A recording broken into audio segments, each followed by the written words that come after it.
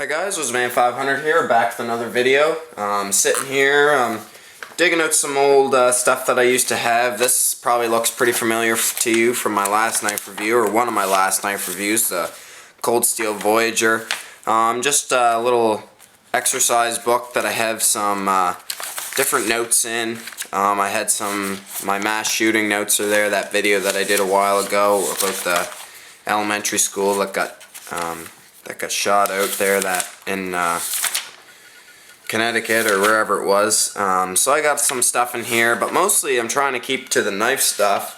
I've been kind of busy lately, especially for putting up videos. As you notice, it's been 3 weeks since my last one came out, which was an archery shoot, but I'm getting out there doing lots of fishing, still doing the archery shoots. We're in the process of moving again, so just stay tuned and keep with it.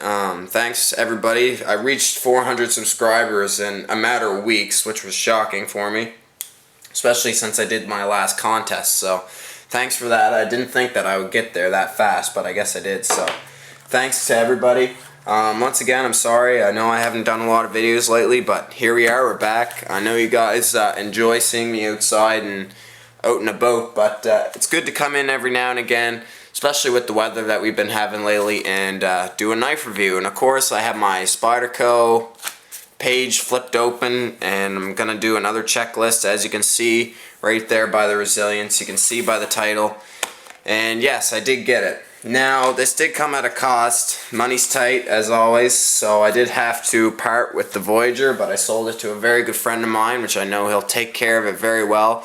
BoDude21, you can find him on my featured channel, or my featured channels on my channel page. He's right there, over there, good friend of mine for quite a few years now. I sold it to him so that I could get this knife right here. Pretty much the same thing. There's a couple differences that I'm going to mention as we go throughout the video, but really impressive. Is it as good as the Voyager? You know, does it have the same level of quality? We'll talk about all that stuff right now, actually. So stay tuned and keep going. If you really like knives, you're going to really enjoy this video. First of all, super smooth. I think it's a 4-inch blade on that. Very long blade. Actually, the closed length on its own is 5.25 inches. So you got a nice large handle, nice big blade on it, and I think it's just a wee bit longer than the Voyager at 4¼ inches. The only thing is that I get a lot of comments about is that right there, the deployment hole. And believe it or not, I actually like that. I like the deployment hole on it. I've got some comments from a few buddies of mine that's saying, you know, I'm not really too big of a fan of it, but I really like it. It doesn't weaken the knife any there. This is my second Spyderco knife. If you remember, my first one was this one.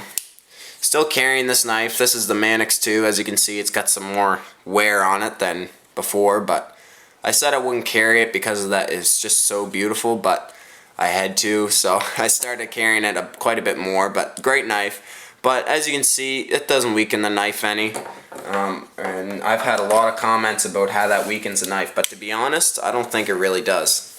So it's a big blade on it, like I said, full flat ground, like you see on a lot of Spydercos. You can still get the saber grind, but I definitely like this full flat grind a lot better, even for food preparation and stuff like that. But we'll talk about the blade steel right now, which is a little bit of a concern for me, and I think that the Voyager out-edges it slightly, no pun intended, when it comes to steel. As you can see, there is rust on that a little bit. Not too big of a deal. I did that on purpose. I wanted to see how this HCR 13 MOV would stand up to the challenge. I left a little bit of grime on there, and of course I do live in Nova Scotia, and it's always raining around here. So yeah, as you can see, not really that impressive compared to the Voyager. I liked the stonewash finish that they had on the Voyager, but I don't know. You take your pick, really. The Voyager still had some rust spots on it, but not quite to that extent as that. So HCR 13 MOV, definitely a steel to watch out for if you live in a more moist environment. like I do, so definitely a concern. This is also in a whole lineup of knives. Here I am messing with the zoom. This is in a whole lineup of knives. You have this one. This is the biggest version. Then you have the Tenacious, very famous knife, very popular, very affordable, great knife. Definitely going to be reviewing that soon. Outdoors Guy 500 just got his and he's very impressed with it, so I'll definitely be reviewing the Tenacious. And then there's also the, what's that one called? Anyways, there's a smaller version besides the Tenacious, all a great lineup of knives. So steel is the only thing that concerns me, and I think the Voyager definitely beats it in that category for rust resistance and for edge holding, because I think that the Voyager has a treated steel. I think it's, hang on, I'm looking at my, so yeah, it's AUS 8A, which isn't stainless like this steel. So I don't know, you take your pick. I really wish I had the Voyager on hand right here that I could show you guys, but I don't. So serrations, I got the plain edge version. I'm leaning more towards that now, so I didn't bother with serrations. As far as the serrations are concerned, not really too big of a fan of them. There's a couple on the Spyderco knives that I do like, actually, on some of the rescue cutters, but for this knife I'd rather just have a plain edge because that's what fits it best. Locking, it's a liner lock. Very strong knife. I did do some minor adjustments on the blade when I first got it, just kind of playing with it. But that locks up fairly well, and it is worn just a little bit because I've been using it quite a bit. So as you can see, when I first got it, it was locking up right about here, but now it's moved over somewhat towards the middle. But that's not really that big of a concern. And so yeah, the lockup's very good. I enjoy the lockup. You know, very solid. A lot of people say liner locks isn't really the best method for locking a knife, but I like it for. Now here's something that I will say about it. I didn't really finish my last sentence, but something that I will say about the liner lock is that it's not going to be as strong as the Cold Steel Voyager with that triad lock. You're just not going to get that level of performance there as far as that's concerned, but still a very strong lockup, and it'll get you past most tasks that you're going to be faced with the use of this knife. Moving on to handle, as far as the handle is concerned, as you can see there, it's a G10 handle. Very nice material. You see it on quite a few knives. Different quality level. I find this to be a very good quality G10. This is an overseas produced knife, so it's not as good as maybe some American companies that would make G10 handles, but very good. I find the grip very excellent for the handle. Very nice, easy to clean as well. As you can see, it's flow through. That's something that I'm looking for into more and more of my knives, is that flow through design, just for ease of use. Very nice. I like how everything can just flow through there, and as you can see in there, very skeletonized all through the handle to make this knife as light as possible, which just adds to my likingness of this knife. Like I mentioned, comfort very well. You got some jimping there in the on the lock bar. You got some jimping on the back there, the spine. So it locks in very nicely. You got a lot of real estate. I find you can't do as many hand positions as you can on the Voyager. It's usually just that one hold right there, but that one hold is good enough for me, and it really locks in that hand, and it's not going to go anywhere. There's a little bit of a thumb ramp and some good jimping right there. It really goes a long ways towards making the knife really comfortable. The speed on this is very good. Like I said, I had to play with it a little bit.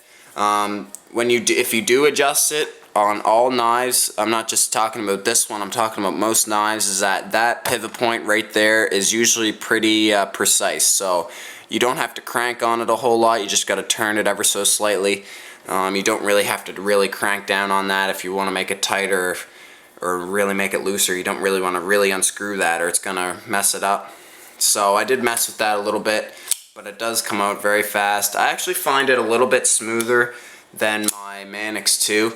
I think it's because of this lock right here. Like this here is really smooth, but it's a little bit tighter, and I don't know if I mentioned it in my review, but you can adjust it. So as you can see, it doesn't come out quite as easily as my resilience here, but I really like the speed on it. What I'm trying to say is it's got that nice big hole in it. Once again, I do like the hole.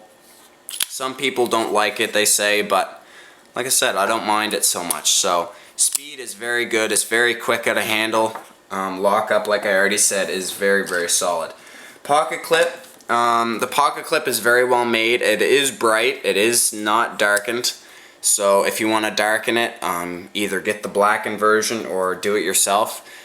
You'll have about that much sticking out of your pocket, which is quite a bit. But the great thing about this system is, as you can see, you can put it on all four sides. That's an awesome feature. I've already used it. When it comes in the box, it comes tipped down. But as you can see, I've moved it to tip up carry, and that's what I recommend that everybody does to their knives, just because I find it so much quicker and so much easier to do. Just use it tip up and you're gonna have so much faster deployment, and you'll be a lot more impressed with your knife carrying. Weight, it is a little bit more heavier than the Voyager. The Voyager was 4.6 ounces. This is 5.4 ounces. So this is definitely going to be a little bit heavier, and that's because of those steel liners. If you remember on the Voyager, it was aluminum inset scales, but this is actually just a pure stainless steel scale, which does add to the weight. Even though they skeletonized it, it's still there. So it's not going to take away the weight. Really, do you really need that though? I don't know. Some people like it, some people don't. That's just a determination that you're going to have to ask for yourself. And while we're here, centering is pretty decent. It is just a smidgen. I mean, you can barely notice it. I don't think a whole lot of people are going to really care about that though. It's just ever so slightly off, but that's not really that big of a deal. Price, MSRP is $69.95. I think I got it for about that, maybe a little bit cheaper. I think you can find it real cheap, probably like 40 bucks, maybe 40, 50 bucks. So definitely a very affordable knife. It's not made in the United States. It's made overseas, which is fine. I don't mind that so much. Not everything can be made in the States or in Canada because it would be super expensive. So do I really mind the overseas part of it? Not really. I still think it's a good knife, and definitely one to consider if you really want a good tactical knife or anything like that. I use it for EDC a lot of the time. Well, it's a little big for EDC. I usually just use about that much, but it's a very nice carrying knife, and I really enjoy having this clipped to my pocket. Category, like I already said, is probably just going to be a tactical knife. Once again, just due to the pure mass of this and size of the knife. I wouldn't recommend it for EDC. I would carry this and this. So a smaller knife. This is the Outdoor Edge mini grip folder. So I would carry these two together. This I'd use for most smaller tasks, and then if I had some bigger tasks, or God forbid I had to use it to defend myself with, I would use that. So that just gives you a little bit of a comparison. Really, this is a perfect EDC little knife. I'll put it in annotations there if I find the time for you guys to go look up this review. So that's what I would do. I wouldn't EDC it. I wouldn't buy it just for EDC. I would probably buy a smaller knife like the one I just showed you.